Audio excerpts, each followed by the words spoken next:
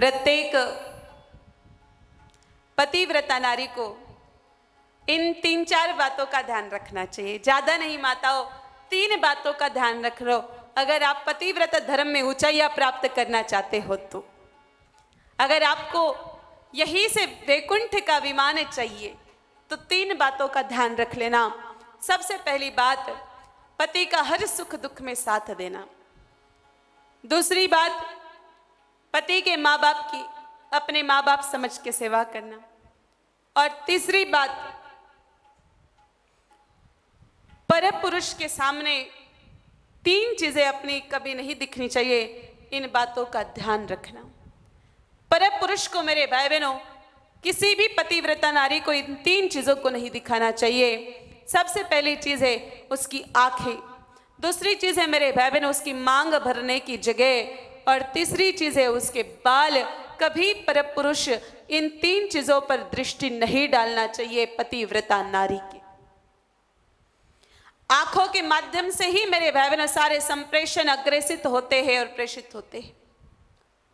माता अहिल्या बहुत बड़ी पतिव्रता नारी थी, ब्रह्मा जी की पुत्री थी, संस्कार इतने तगड़े थे, लेकिन पापी इंद्र की नजर पड़ी मात्र, और मेरे भाई बहनों माता अहिल्या से बड़ा ही भयंकर पाप हो गया था।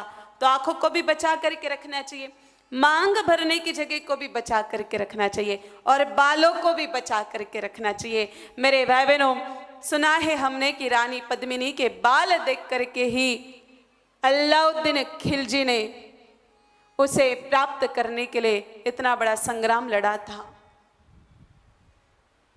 माताओं, हमारी हिंदू परंपरा कितनी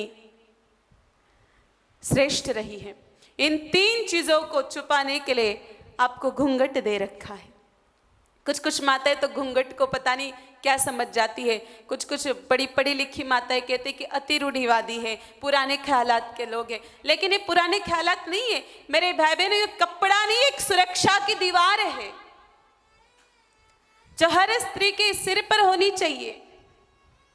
बुरी जो ऊर्जाएं हैं, जो पापी ऊर्जाएं हैं, उनसे आपका बचाव होता है। राजस्थान की परंपरा तो वैसे भी बड़ी दिव्य रही है मेरी माताओं की। हर माता के सिर पर पल्लू जरूर होता है, घूंघट जरूर होता है। हाँ, आजकल जरूर विकृतियां पैदा होने लगी है, माताएं बहनें घूंघट लेते हैं, लेकिन वो कैसी बिल्कुल ट्रांसपेरेंट होता है माता जी आजकल, बिल्कुल दिखता है, लेने से कोई मतलब नहीं, बस फॉर्मेलिटी कंप्लीट करती है।